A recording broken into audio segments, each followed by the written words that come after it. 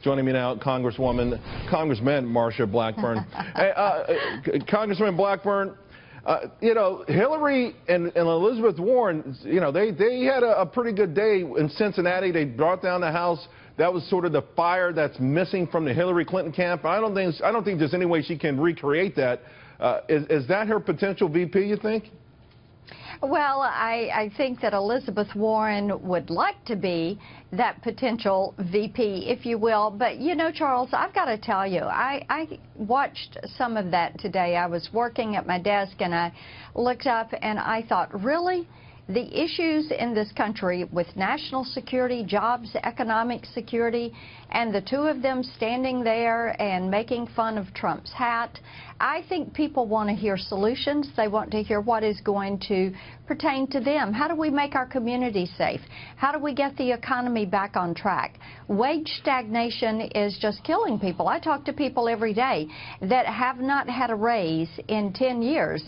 I had somebody, one of my constituents in a town hall meeting the other day, stood up and he said, Marsha, I'm sick of people in D.C. living high on the hog, and I'm out here sweating like a pig.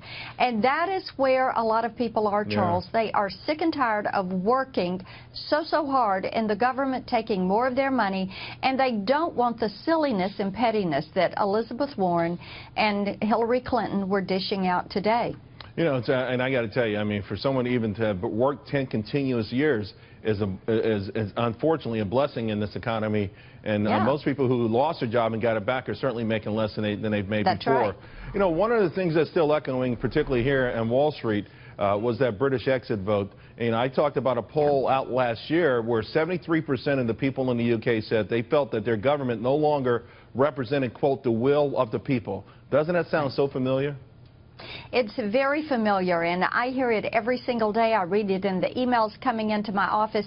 People want their country back, and they want their country back on the right track and firmly standing on the principles and the freedoms that have made this country great.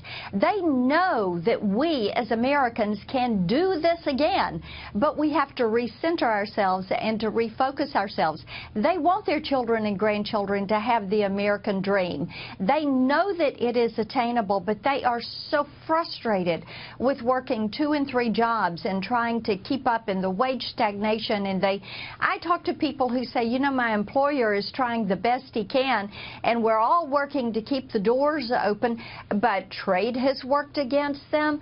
All these regulations are working against them. The EPA, OSHA, the IRS, you name it. All of these acronym agencies make it harder and harder to do business. And on top of that, you pile Obamacare, and the cost of insurance goes through the roof. Yeah, I mean, it's a shame just how much of an impediment our own government has been to our own prosperity.